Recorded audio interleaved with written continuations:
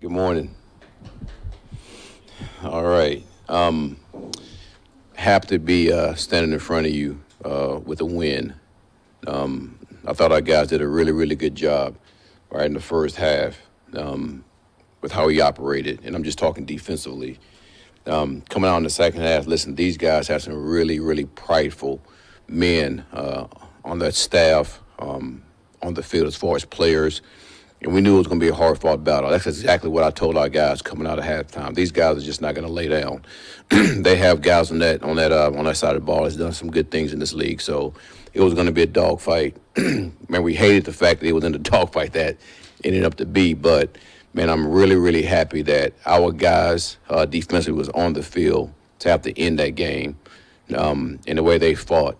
And the situation that we were in to have to win that game was outstanding. It was a good learning experience for all of us, and it's something that I told myself I was going to revisit with our guys, all right, this week, so they can understand exactly what my thought process was and how we got to continue to operate in a situation like that. Second thing, I know the elephant in the room is all the injuries that has happened with us on the defensive side. Listen, it is what it is. Listen, our personnel staff does a really good job of going to acquire players that fit exactly who we are. And I would say this, it's not the playbook that's the most important thing for these guys to come in and learn. It's the style of play that we have. And that's easy to learn because once you see it and once we show it to them, they understand, listen, this is how we play. Because we can shrink the playbook down as much as we want.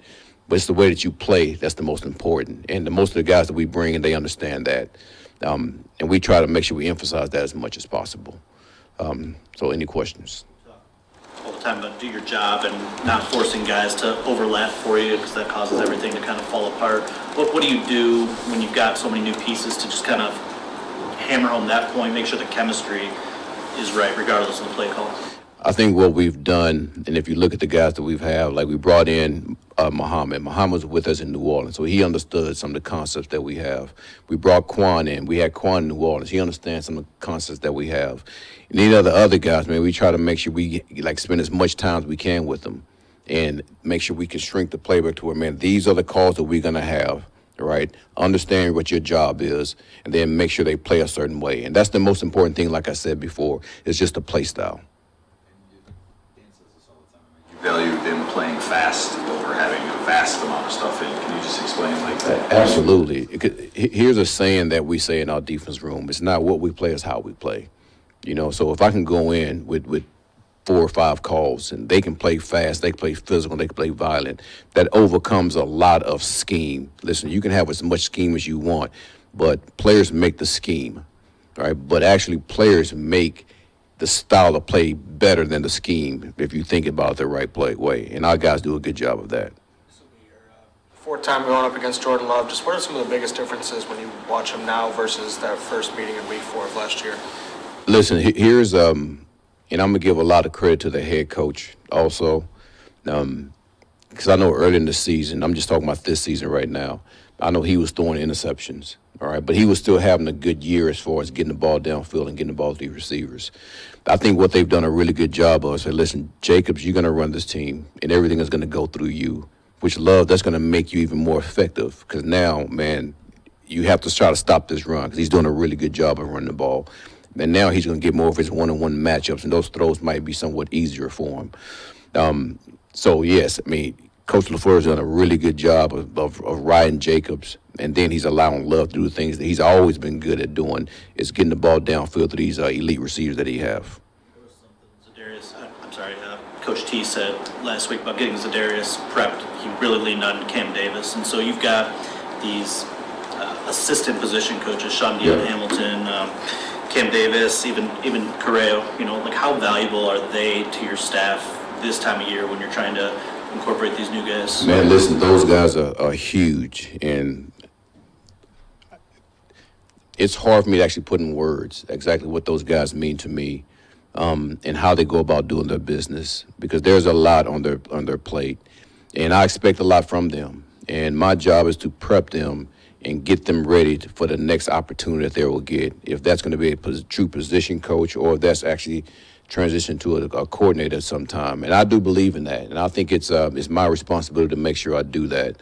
And man, they will grind these guys as much as they can to get them to understand exactly what we're doing, and they know exactly the vision that I have on defense, and they coach it exactly like I see it, and that's a good thing. Once you have guys across the board that's on the same page, that know exactly what I'm looking for, and they coach it to that point. Listen, all I can do is give those guys props because they do a hell of a job, and I'm glad they're on my side. I really am. McNeil and Reeder seem like they're really hitting a stride as a duo on the inside. What does that do for your defense? I know there's guys missing on the outside and on the edges, but like when you have those two in the middle, what does that do for your defense? Listen, anytime you have an inside presence like Mack and Reeder, it really frees up the edge players.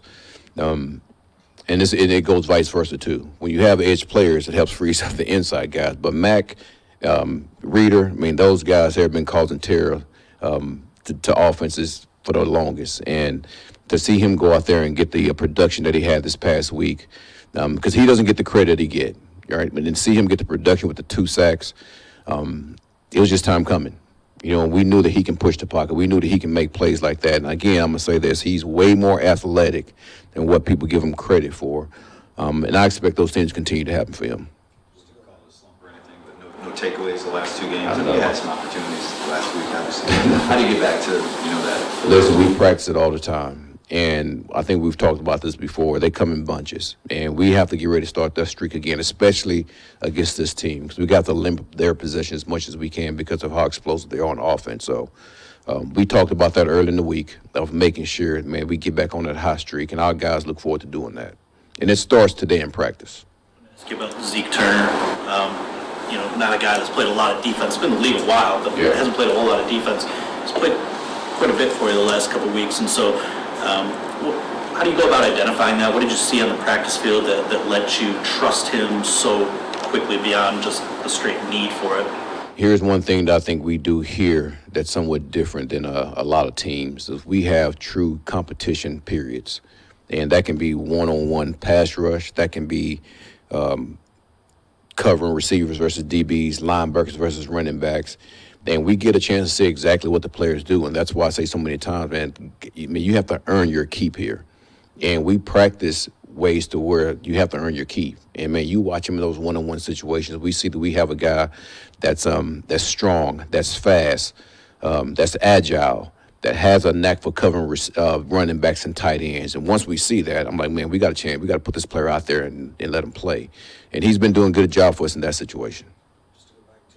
Jacobs, their running back in the past, Aaron Jones was a pretty good running back as well. So what is it about Jacobs and you were mentioning LaFleur's run scheme that just has allowed them to take that run game just to a different level this year? Big, powerful, hard to tackle, run after contact.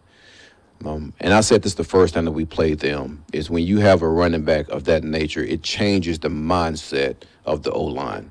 So now the O-line knows that we have this physical runner, so now that turns us into a more physical offensive line. And all they have to do is give him a little crease, and they know that he's going to make 3 yards out of nothing. And most of those 3 yards end up getting to be 6 and 7 yards because he's going to break a tackle. So I think he fits that scheme perfectly.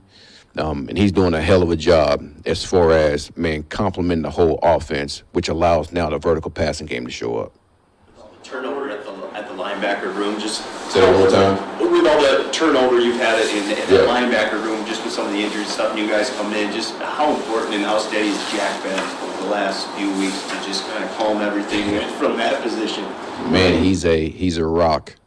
And I've said this several times, but the Mike linebacker, if you had a picture of a Mike, like he would be probably standing in front because of how he operates. He's a man's man.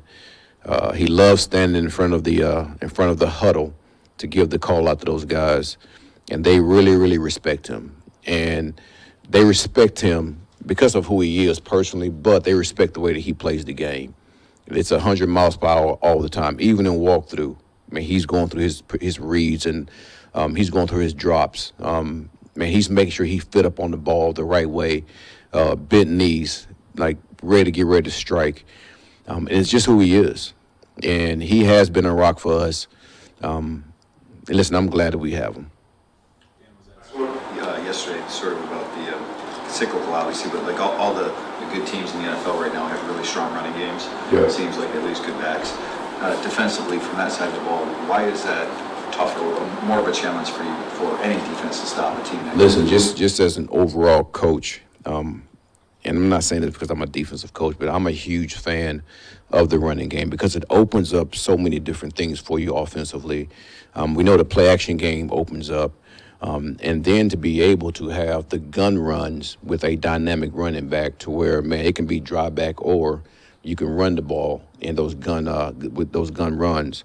So anytime you have, especially if you have two of them like we have, it really makes it tough. So, man, it just seemed like this league is starting to cycle back to these dynamic running backs to where, listen, we're going to run the ball first and we're going to let everything else happen after that, and teams are starting to understand that. So I've heard some guys talking about it maybe a week ago, how now the running back name is starting to come back because you got Henry, you have Jacobs, you have all these guys that's actually changing the face of what the teams are doing now.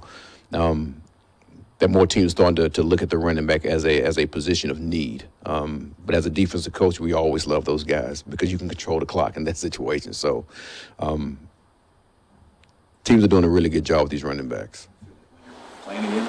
Just that style of ball, you know what I mean? Like, Say it one more time. Does it feel like when you were a player again, where that's sort of... Well, you don't have the 21 personnel like it was when I was a player, but it's just how you utilize those guys and what they can do for you and how you can control the game with those guys. Man, just think about it. If you get 4 yards a pop, man, you're putting yourself in a 3rd and 2 situation. And every offense wants to be in that situation because it opens up so many things you can do. You can still run it, right? Or you have your passing game there that you can use. So when you have running backs like the one we're about to play against, man, it's really tough to prepare against, and it's really tough to actually just like have an idea what the offensive coordinator is going to do when this running back can make so many yards.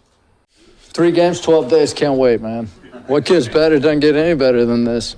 If you love football. How much are you having to just grind tape on some of these new guys and find out ways that they can, help your groups?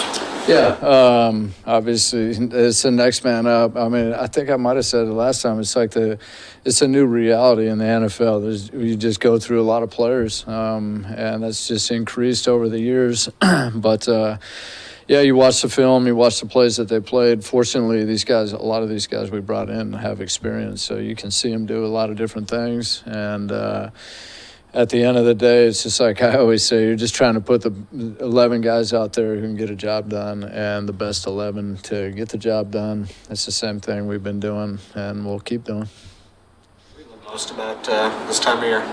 This time of year? Oh, man, this time of year is great because obviously now everything starts getting bigger. If you're playing well and you're a good football team, then, each week that goes by, the bigger it gets, it just starts ratcheting up. And it's really what you live for is to play in big games. Obviously, it's a huge game we got right here. Going against Green Bay, a really good football team. We know them well. They know us well. And you know that going into it. So it's the challenge, I guess. And the fact that, all that hard work that you've put into this whole thing is starting to come together and it's coming down the stretch and every play counts. He missed his first kick of the year a couple days ago. I guess just what do you tell him after that? I know everybody's going to miss a few, but do you have to kind of have a conversation with him after his first one? No. I mean, he missed a kick. I thought like the whole operation probably could have been better, honestly, on that play. That being said, we should have made the kick. I mean, you could say the operation should be better on darn near every one of these things if you're being critical enough. But like I've always said, the job of the kicker is to make it. If you play in high school, you got to have everything perfect. If you play in the NFL, everything can't be perfect. You still got to be perfect and make it. But no, he's having a great year for us. He's done a great job. He's still in a good spot. He's hitting the ball well. We kicked yesterday. He looks great. So I said it at the very beginning, there'll be ups and downs. No one would have known Tucker was going to go through what he's going through, but ultimately they all go through it. I think the other thing that I've always said in here is like, when you're on a good football team, you find ways to win games. And when you're not on a good football team, it was the kicker's fault, and that's why you lost the game. But when I say that it doesn't come down to one kick, that's a perfect example of it. Like how we lost the game, everyone would say that, was what cost us a game. But it's not. In these games, every play counts throughout the whole course of every game. And all three phases got to execute well enough to overcome whatever the problems are or the challenges are on any given day. And there are a lot of them out there for every team, and it's why the bad teams have a hard time, because in order for them to win, they got to play perfect, and that's darn near impossible to do in this league. So anyway, when you're on a good team, you just find ways to win, and that's obviously what we did. But, yeah, obviously our job is to go out there and make the kick. It's certainly our standard or our expectation. Jack Fox's punt at the end of that one that pinned him at the one, obviously a huge play, and a lot goes into that with your entire operation. Jack says, typically the aiming point for that's around the 10-yard line. Is there things your guys can do to encourage a returner to not field that, or is that more in the profile of who the return man is? Yeah, I think there's definitely things you can do. You'll see some of these guys hit like a spinning type of kick or a knuckling type of kick. So there's certainly things that you could try to do, provided you feel like you can execute it well enough in those conditions or that situation. That could be a lot of things. The wind, the weather, obviously for us indoors, not so much, but now it's the field position. Is it got to be a 50-yard punt, or can it be a 40-yard punt? That changes how you feel about hitting different balls. So there's a lot that goes into that. At the end of the day on that play, man, he just hit a moonshot. That thing went straight up in the air, and it went up into the darkness of the stadium there. And their returner is a guy I love to death, Carter, and he played for us in Philly, just a great guy. And I think he just felt like he wasn't sure about it, and he just had to pull out of it. And so it was a great punt, and it ended up working out. Obviously, Dorsey did a great job down in the ball. It was a little bit close for my liking. We talk about fighting for every blade of grass, but I don't know if we're that literal. But it worked out, so we'll take it. There was a snow game yesterday. You got a chance to watch any of that game, the Bills game at night. Like big picture wise, and since you have played obviously some weather in Philadelphia, what can you take from games like that during the season that may help you if you need it down the road, Chicago or playoffs or whatever? The snow games are definitely different. I've played in a few, one obviously in Philly against Detroit. But I think the biggest thing on those games, I kind of alluded to it, I think, last week when I talked to you about the kickoff return play. Like, as the weather starts to get cold and you go outside, the ball's not traveling as far, so what does a short kick look like? And then when you're talking about the surface and the footing, not being able to avoid as much on the coverage units, and versus like coming inside and all of a sudden guys are quick as can be and they can start, stop, change direction real fast, and you're not dealing with that. Those plays look different. And there is definitely a lot to playing outdoors in colder situations and footing less than ideal. And everything, the whole game becomes a little bit more physical, power play. It favors a different brand or style of football. You got to be much more cognizant of being under control as a player, so you're not running past the ball, slipping, and then end up opening up big gaps or spaces.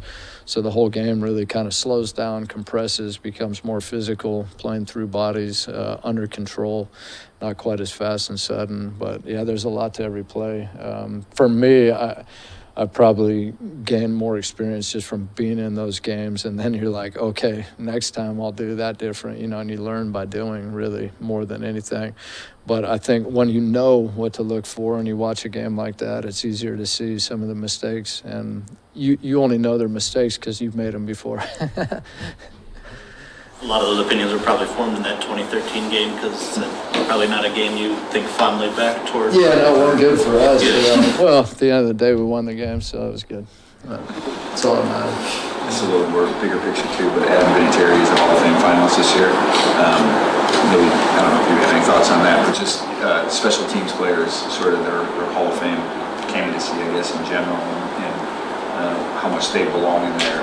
It's sort of a thing that, players have struggled with a little bit in terms of maybe play as many plays. Steve Tasker's a guy I even think of. Yeah.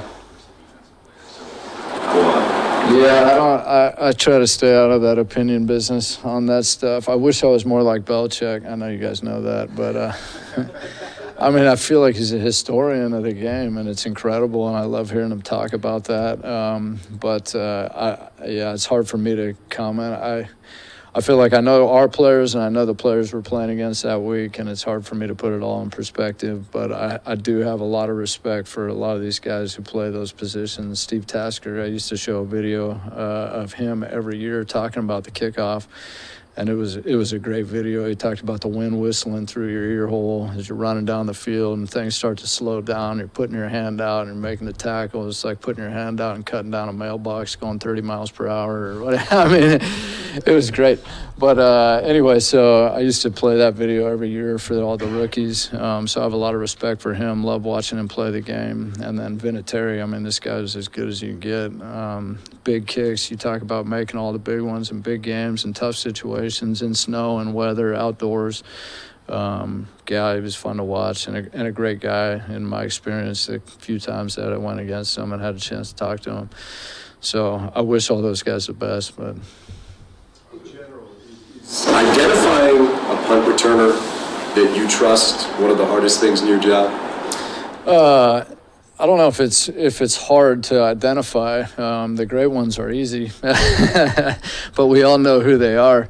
But I think the word trust is a good word when you're talking about the evaluation process because it is so high on the list. It's a volatile position, and the truth is Green Bay benefited from that in last week's game. Those guys put one on the ground. And Green Bay's put it on the ground. When you have a guy back there, we've been fortunate here because we've had Khalif back there my whole time here, and he's just incredible that way. He makes good decisions. He fields the ball. You don't really have to worry about that as much. And people tend to forget that could be an issue until all of a sudden it pops up. So having a guy back there, goal number one, as I say, is always give the ball back to the offense. And then goal number two is get positive yards. So that means catch it, get downhill, get started, which means you got to block well enough to get started, especially on their gunners. And then it also means you got to be penalty-free. So you can't have penalties, else you're going backwards. So in order to get positive yards, there's a lot to that. But yeah, certainly a difficult position. The crazy thing is I was looking at all these statistics on that position and the returner position in general. And you guys know how I feel like, I feel like all those positions are important. I feel like every play is important, and it's hard to say that this offensive play is more important than this special teams play or vice versa. Because ultimately we're all fighting for a yard. And if the punt return team averages 13 yards a return, that's 13 less yards the offense got to drive the ball. And if we go 0 yards a return, then the offense is going to have to drive the ball 13 more yards. And then you start looking at the position in general, like the returner position for us, or punt return, we'll stay with that and say our punt returner averages 13 and a half yards a return. On 30-something returns, we have like 400 and something yards of offense. If you add the kickoff return in there, then it's another 300 yards of offense. We got 700 yards of offense in our returner position. There's only two players who have more than 700 yards in their positions, or two other positions on offense that have more yards. So they're huge plays in the course of a game. And I think sometimes people forget that when they're talking about who that returner is or why you playing that guy back there Well, because you have a chance to create a lot of field position, third most field position on our team. And then if you went by yards per play, it's really the second highest yards per play. Our punt returner, I think J-Mo has like 18 yards something a play or a touch. And our punt returner's got 13. So anyway, it's like, and then go back to my time in Philadelphia. We had Deshaun Jackson back there, and we had Darren Sproles back there. I mean, you played great players back there because you knew it could make a difference in the game, provided they're trustworthy enough. But so to me, like you want somebody you can trust, but you also really want a great player there who can impact the game and take some of the load off your offense or your defense. Khalif, but we see J-Mo continuing to take practice reps there. I'm just curious, how is the development going there? Is that something you could see in the future, him ever taking a kickoff or a punt for you? I could definitely see it. I would say development, he's come a long ways. Like when he first came in here, the catching ability was just like a lot of guys. I mean, he played wide out, and it was, needed some work. I'll just say it that way. But he's gotten much better. And then I think if you have a player like that and you want to play him back there, there's things you can do to help him out. I remember we had Jalen Rager, who was an explosive returner when I was in Philly, and he struggled catching the ball. So we really put him back there. Every time he was back there, we tried to put double team on both gunners and at least just get him started, or keep him out of harm's way, so that if he put the ball on the ground, there wasn't going to be anyone close by him. He could end up picking it back up and recovering it at worst case scenario. So there's ways you can help guys and still put the ball in an explosive player's hands. But You or Dan? so the one thing I love, I'll just tell you, the one thing I love, there's two guys on this team that will beg to be back there all the time, and I respect the heck out of them for it. But it's Terrion Arnold. He wants to go back there and touch the ball, and J-Mo. They want to go back there and touch the ball. And it's like, I mean, I love it. It doesn't mean they're going to get that, but I love the fact that they want to do it, because there's some other players who probably are hoping that their number's not called. It's just the reality of it. But you want the guys who want to touch the ball. I mean, that's how Darren Sproles was. That's how Deshaun Jackson was. I mean, those guys wanted to be back there. They wanted to touch the ball, and they wanted to make a difference in the game, and they knew that it was an opportunity to do it. It's always a big deal. You guys have a good Thanksgiving? Yeah. Good. Oh, it was great. Best one I've had in years. It was good. In regards to that game, really moved the ball well there in the first half, and then felt like we should have had more points than what we did. Some poor play calls there in the red zone that ended up biting us a little bit. I'll take responsibility for that. And then penalties down there, they hurt, of course, and then the fumble before halftime, that certainly didn't help. But proud of the way the guys came out of halftime. They came out and we scored a touchdown. They scored a touchdown to start, and then we followed up with a touchdown of our own. So tried to end the bleeding there. Can do a little bit better just in terms of how we finish that game, to where we don't put ourselves in that predicament as an offense. But like we've been saying really now for 12 games, we have found a way to score more points than the opposition, and that's the name of the game. So did a great job there. Obviously wish the Panay pass would have worked out, but that's the cost of doing business sometimes. Yeah, that was. Waiting for that. I told Coach the night before, I was like, man, I think there's a legit shot that he just carries it himself. And of course, that's what happened. So I spoke that one into existence. But something's going on. The O-line gives me their favorite runs of the week. Every week. They give it to me. It's all tallied up. Hank's got it all numbered for me. Hey, they like this, and this. And so when you go into that game and they have that particular play starred a few times, you should get it off the sheet. So it was good. Play call, Ben. I'm just curious. You've worked those plays in practice. You like them. Is it just a bad read of what the defense was giving you in those moments? What do you mean when you judge yourself in that way? That can open up a lot of different doors there. It's probably was expecting a certain coverage and didn't get it. And there's ways to handle that, whether within that play or getting to a different play, and didn't have that mechanism up a couple of times. But within that, you guys, if not for maybe the penalty near the goal line and the fumble, that's the 2 more red zone touchdowns, right? So what did you not like about the calls, I guess, if there's anything? Yeah, listen, there's a few of them that they weren't necessarily negatives, but or at least I did, and we were talking about it on the headset in real time, man, this isn't what we wanted. You know instantly when you walk up to the line of scrimmage, this isn't what we wanted. And so we talk, you get 60, you get 70 plays in a game. Those are all bullets. You can't waste any bullets. And so as a play caller, play designer, you feel like, hey, I just wasted a play right there. And when it becomes 1st and 4 on the 4, now it's 2nd and 4 on the 4, and then you have a holding penalty, now it's second and long, then it's just hard to overcome. So as a staff, we can't put our guys in that predicament. That's all. Is that different than how things went down in the second half in Green Bay? Because everything out of Green Bay this week is we felt like we played the Lions really well. The quotes come out of there. Is it a similar vibe that you felt maybe in the second half of that game? I don't know. I don't know about that. We certainly got a lead on them, and we felt really good with where we were at, 24-3, that we just wanted to make sure we took care of that lead. We didn't do anything that might jeopardize the ball, whether throwing or running with it. And we certainly wish we would have extended some of those drives there in the second half and kept our defense off the field. But the way that game was, like I said, our number one goal isn't to score 50 every week. It's to make sure that we are scoring more than the opposition. So we felt good about where that game was at. Of course, we'd like to still score 50 every week, but that's how that game went. You guys still threw a lot in that first Packers game, so I'm curious, coming inside, does anything change about your approach now that you're away from the elements at all?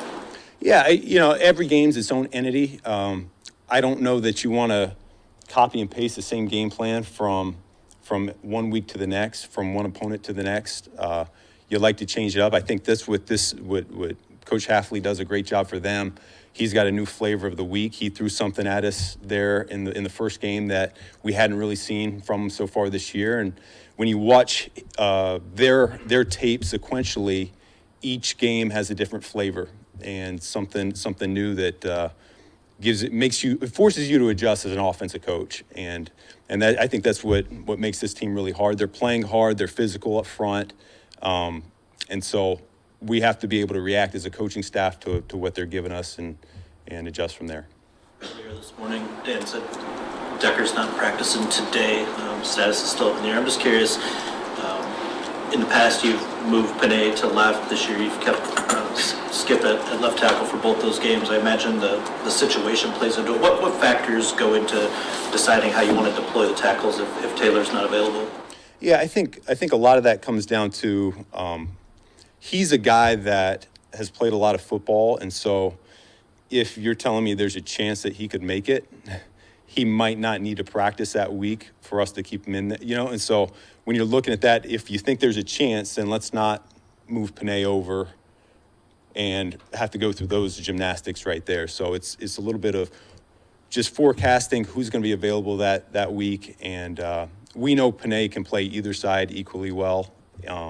Skipper can play either side, whatever he's asked to do, inside or outside, he's more than ready to answer that bell as well. So we have some flexibility there.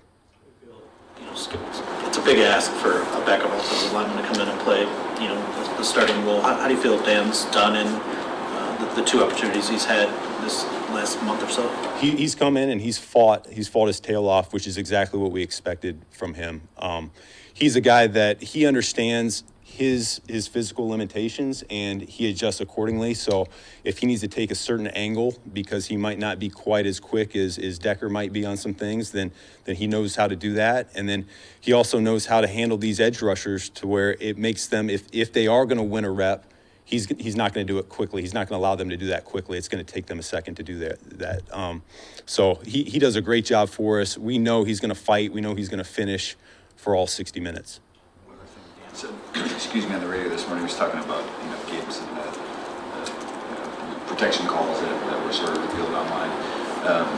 Do you have to change anything? Does that mess anything with your preparation, I guess, for the week? How do you go about it?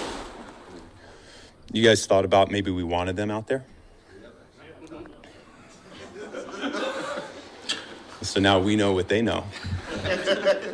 So, no, listen, each week we like to try to keep guys off balance, teams off balance, opponents off balance, and we certainly don't want them to know when a play is coming. But you look back at the first time we played the Packers this year, 3rd and 5 is our first third down of the game, and we made a check, and you can see Kenny Clark giving that signal right there, which is usually universal for run. Well, we ran it, and we got 9 yards. So even if teams know what's coming, it's still challenging to stop us. And so that's the mentality we take.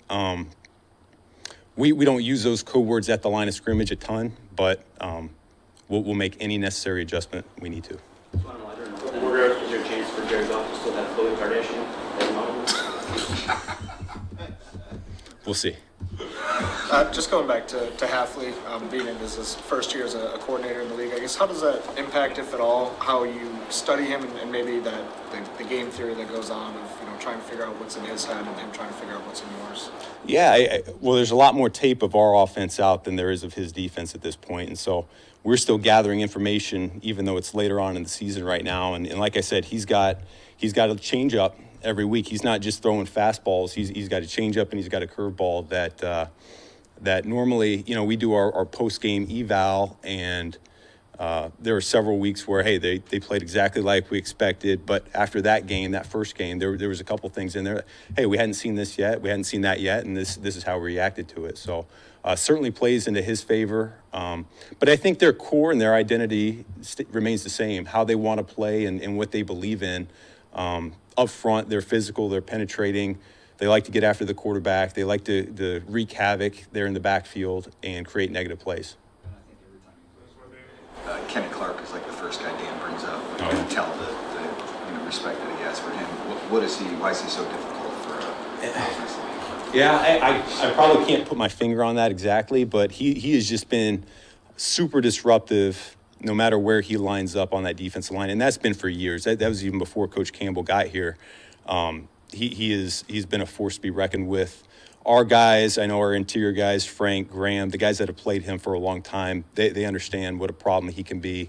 And then the scheme that they're playing with right now really unlocks what he's capable of. There's an argument to be made that we were fortunate that first game to be playing in poor conditions because it slowed them down a little bit up front. Now that we're on turf, we'll really feel them coming off the football this week.